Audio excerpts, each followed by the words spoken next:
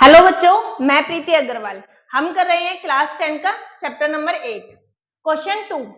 Question में हमें find करना है tan p minus cot r। Picture given है, राइट एंगल ट्रायंगल गिवन है जिसमें आपको परपेंडिकुलर और हाइपोटेनस दोनों गिवन है। तो हमें फाइंड सबसे पहले करना होगा QR। QR निकालने के लिए पाइथागोरस थ्योरम यूज करेंगे। PR की स्क्वायर इक्वल्स टू PQ की square plus QR square.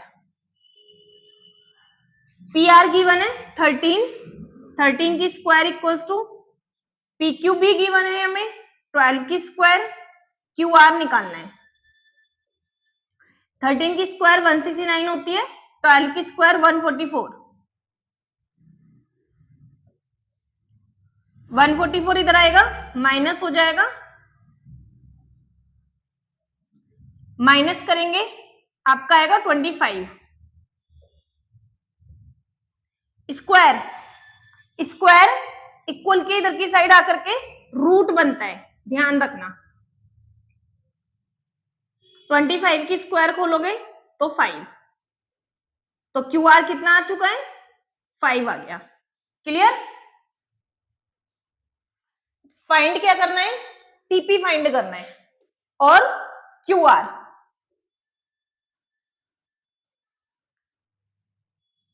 tan P find करना है।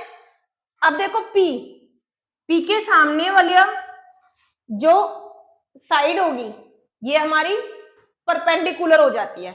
तो पहले देखते हैं tan थीटा की रेशियो क्या बनती है। रेशियो बनती है perpendicular by base.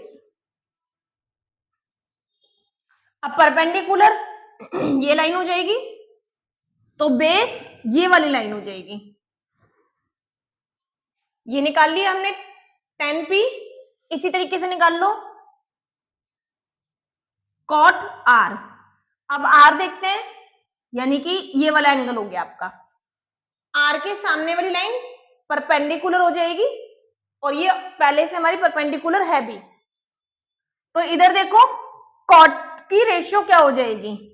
Base bye P। Base क्या हो जाएगा?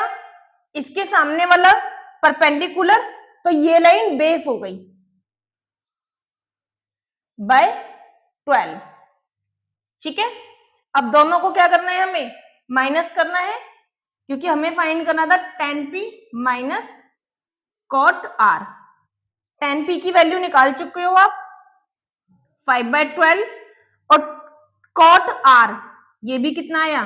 5/12। सेम वैल्यू है, माइनस हो रही है, तो आंसर क्या आ गया हमारा? 0।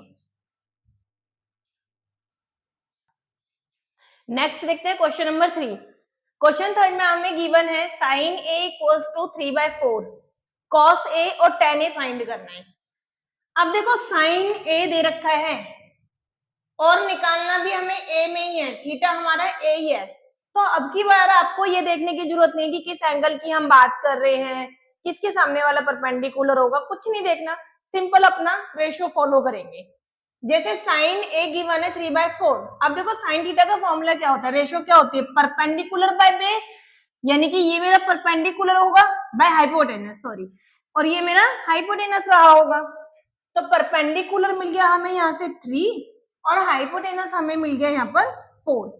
अब सेम पाइथागोरस थ्योरम यूज करेंगे अपनी। पाइथागोरस थ्योरम कहती है हमारी हाइपोटेनस की स्क्वायर यानी कि BC की स्क्वायर इक्वल्स टू AC की स्क्वायर प्लस AB की स्क्वायर। BC 4 गिवन था, AC 3 की स्क्वायर, AB फाइंड करना है हमें। 16 9, ठीक है, माइनस करेंगे AB की स्क्वायर, ठीक है, 7 आएगा। अब ये रूट इधर जाकर के, स्क्वायर इधर जाकर के रूट बन जाएगा।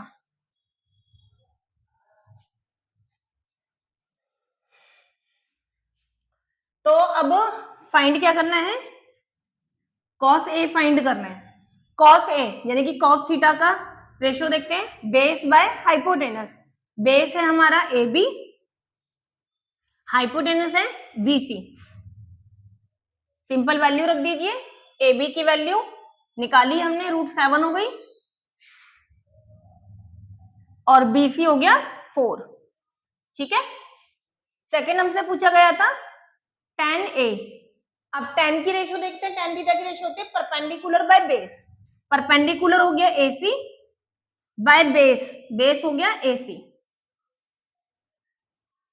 AC by AB। AC की वैल्यू 3 और AB हो गया √7। तो इस तरीके से हमने निकाल दी दोनों वैल्यू। सिंपल था question. Next question number 4। Question number 4 कहता है 15 cot A equals to 8, तो फाइंड करना है sin A sec A।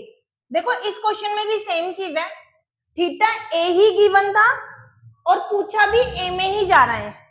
तो जब थीटा सेम होता है, A में ही क्वेश्चन है और A ही पूछा जा रहा है, तो वो सब मत करना कि कौन सा थीटा है, इसके सामने वाला परपेंडिकुलर, नहीं। सिंपल A को 90 डिग्री पर रख दीजिए, ABC नाम दे देंगे, ये आपका परपेंडिकुलर रहेगा और ये हमारा बेस रहेगा।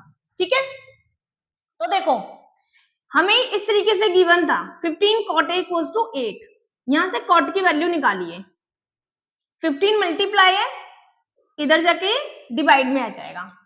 अब देखो cot की रेशो क्या होती है, cot की रेशो है बेस बाय परपेंडिकुलर, यानी कि ये बेस रहा होगा और ये परपेंडिकुलर रहा होगा। हमारा बेस हो गया 8 और परपेंडिकुलर हो गया 15।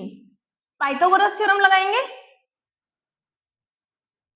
BC की स्क्वायर इक्वल्स टू AC की स्क्वायर प्लस AB की स्क्वायर। BC गिवन नहीं है, AC 15 की स्क्वायर प्लस AB 8 की स्क्वायर।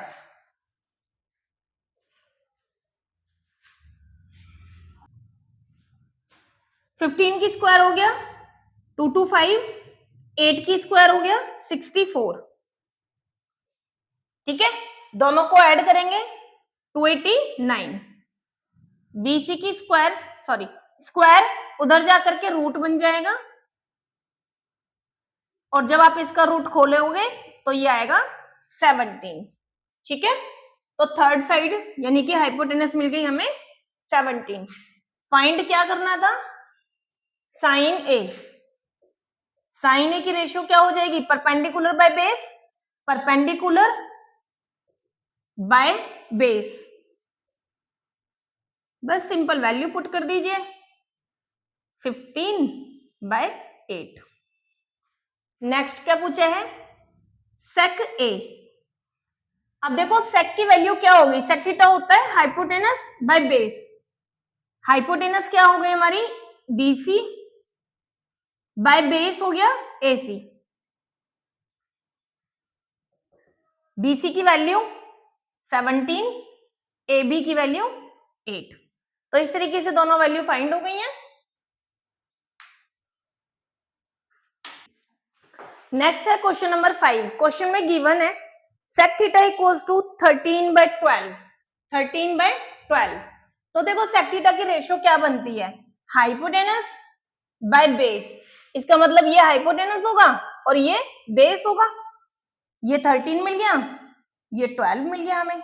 ठीक है, और फाइंड क्या करना है, कहते हैं जितने भी आपके ट्रिगोमेट्रिक रेशियो हैं आपको सारी फाइंड करनी है। Sine theta, cos theta, tan theta, cosec theta और कॉट थीटा, सारी रेशियो फाइंड करनी है। तो सबसे पहले सारी रेशियो फाइंड करने के लिए अपनी थर्ड साइड निकाल लेते हैं जो गिवन नहीं थी, पाइथागोरस थ्योरम का यूज करके। इसमें AC हमें गिवन था 13 की square equals to AB find करना है हमें, BC यानी कि 12 की स्क्वायर। स्क्वायर खोलेंगे 169, AB की स्क्वायर प्लस 144। 169 माइनस 144 हो जाएगा, ये नंबर इधर आकर माइनस हो जाएगा। AB की स्क्वायर, ठीक है, इनको माइनस करिए 25 आ गया। तो AB की स्क्वायर इक्वल्स टू 25 स्क्वायर उधर जाकर के आपका रूट बन जाएगा, ए बी आ गया 5, परपेंडिकुलर 5 आ गया। अब साइन थीटा की वैल्यू देखिए, साइन थीटा की रेशियो होती है perpendicular by hypotenuse. Perpendicular line का नाम है ए बी और हाइपोटेनस है हमारा AC, यानी कि हमारी वैल्यू हो गई 5/13। नेक्स्ट देखिए कॉस, बेस लाइन है हमारी BC, बेस बाय हाइपोटेनस यानी कि AC, दोनों की वैल्यू रख दीजिए 12/13। टेन थीटा की वैल्यू है परपेंडिकुलर बाय बेस यानी कि AC बाय BC 5/12। अब आ जाइए कोसेक, कोसेक की रेशियो नीचे से चलेगी, hypotenuse by perpendicular, hypotenuse by perpendicular, AC by AB 13/5। Cot theta की वैल्यू बेस बाय परपेंडिकुलर यानी कि BC बाय AC AB 12/5। देखो यहां मैंने सेक की वैल्यू नहीं निकाली थी कोसेक के बाद, क्योंकि सेक हमारा क्वेश्चन था, तो सेक थीटा की वैल्यू तो निकालने की जरूरत ही नहीं है। तो इस तरीके से आपने इसमें सारी ट्रिग्नोमेट्री रेशियो निकाली है एक ही क्वेश्चन में। उम्मीद है कि ये क्वेश्चन आपको इजीली समझ में आया होगा, लेकिन अगर फिर भी कहीं भी प्रॉब्लम आती है तो आप मुझे कमेंट करिए, मैं आपको और क्लियर कर दूंगी। Thank you.